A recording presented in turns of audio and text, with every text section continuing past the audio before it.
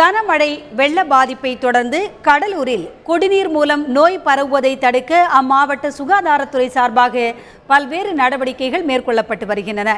இதுகுறித்து மாவட்ட சுகாதாரத்துறை துணை இயக்குநர் ஜவஹரிடம் நமது செய்தியாளர் தேவநாதன் மேற்கொண்ட உரையாடலை இப்போது பார்ப்போம்.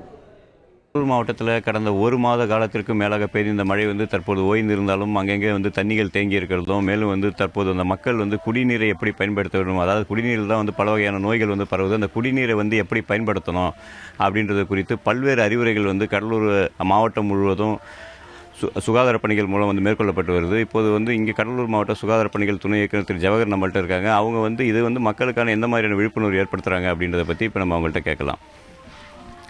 சார் வணக்கம் சார்.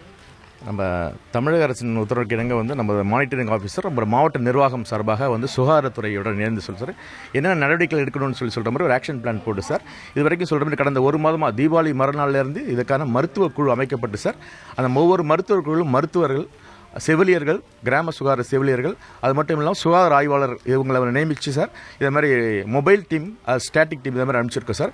உங்களுடைய வேலையை பணி என்னென்னா இப்போ உதாரணத்துக்கு இப்போ குடிநீரால் பரவக்கூடிய நோய்கள் பார்த்தீங்கன்னா வயிற்றுப்போக்கு சார், மஞ்சக்காமலை, டைஃபாய்டு, எலிக்காய்ச்சல் இதுக்குள்ளே பரவறதுக்கான சான்சஸ் இந்த வெள்ளப்பொருக்கு காலங்களில் பார்த்தீங்கன்னா இருக்கக்கூடிய வாய்ப்பு இருக்குது. அதனால் குடிநீர் இங்கே இருக்க கடலூர் மாவட்டத்தில் ஏறத்தாழ 3500க்கு மேலே water tank, over head tank இருக்குது சார்.